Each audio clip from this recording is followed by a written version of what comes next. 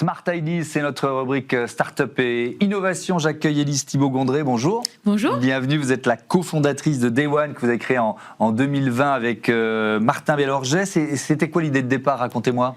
Alors l'idée de départ, c'était de mettre en relation les entreprises avec le monde associatif, parce qu'on s'est rendu compte que dans les entreprises, il y avait de plus en plus d'envie de s'engager, mais la question était souvent quoi faire, comment le faire, qui aider, et voire même j'ai pas les compétences, je sais pas le faire. Et de l'autre côté, dans le monde associatif, c'était on a besoin d'argent, mais souvent pour se payer des compétences, comment est-ce qu'on fait peut-être pour créer un circuit court de la compétence et les apporter directement au monde associatif. Alors il y a pas mal d'initiatives de mécénat de compétences. Comment Day One se différencie des autres solutions qu'il y a sur le marché? Alors, chez Day One, on fait du bénévolat et du mécénat compétences. Donc, on a des programmes un peu classiques où les entreprises vont donner 1 ou 2 jours par an à tous leurs collaborateurs pour aller faire du mentorat, de la distribution de repas, etc. Mais nous, là où on est extrêmement fort, c'est qu'on va permettre à chaque collaborateur de trouver leur mission en fonction de leurs compétences sur plutôt du mécénat moyen-long terme. Et donc, on a des entreprises qui parfois ont des creux d'activité entre 2 contrats clients avec des collaborateurs qui ne font rien pendant plusieurs semaines à plusieurs mois. Et pendant ces temps libres-là, on va les engager sur leur champ de compétences dans le monde associatif. Comment ça marche sur la plateforme? C'est le salarié qui va regarder quelles associations, quelles ONG ont besoin de compétences, c'est ça? Alors là, on a carrément créé un module de matching où les collaborateurs donnent leur profil, leur passion, mais aussi et surtout leurs compétences professionnelles, quand est-ce qu'ils sont disponibles.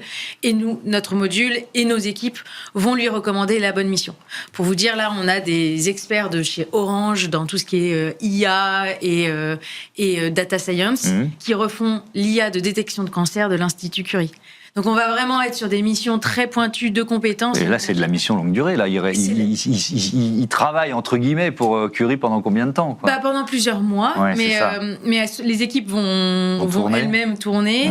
Et après, parfois, on a des collaborateurs qui sont disponibles plusieurs mois. On a aussi parfois des collaborateurs en fin de carrière, notamment en ce moment avec toutes les réformes sur la pré-retraite progressive, etc. Donc, le but, c'est de trouver vraiment le bon match pour avoir cette ressource que l'association n'aurait pas les moyens de se payer et que le collaborateur est ravi de faire. Le modèle économique de Day One, c'est quoi? Alors, le modèle économique de Day One, c'est très simple. C'est un forfait, soit en fonction du nombre de collaborateurs, quand c'est sur des missions très courtes, et quand c'est sur des missions de mécénat compétences longue durée, c'est des forfaits en fonction du nombre de jours. Et l'intérêt pour l'entreprise, comme c'est un don de compétences à l'association, c'est qu'en plus, elle va récupérer 60% du salaire en avantage fiscal. Donc, on s'inscrit vraiment dans un cercle vertueux pour tout le monde. Et comment vous choisissez, entre guillemets, les associations? Parce que c'est vrai que il y en a beaucoup. On est un pays avec beaucoup d'engagement associatif et c'est très bien. Qui ont d'ailleurs de plus en plus besoin de financement parce que les financements publics sont en train de chuter, d'où l'importance d'initiatives comme les vôtres. Mais comment vous les validez, entre guillemets, ces associations?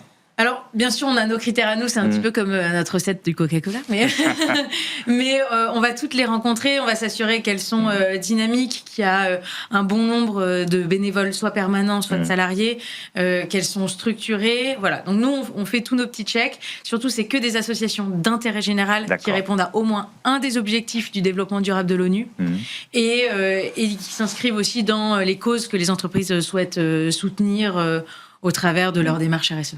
Un mot d'actualité, vous venez d'acquérir Colabi, c'était il y a quelques semaines, 2-3 mois, plateforme spécialisée dans le mentorat en entreprise. Il y a une complémentarité entre vos deux activités? Alors Colabi fait surtout du mécénat compétences sur les intercontrats dans les entreprises de conseil et de services numériques. Donc c'était extrêmement complémentaire.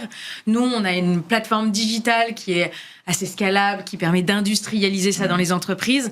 Eux, ils étaient pionniers de la démarche parce qu'ils ont lancé ça en 2018 et ils accompagnaient vraiment de type comme des experts du conseil, chaque profil dans chaque association.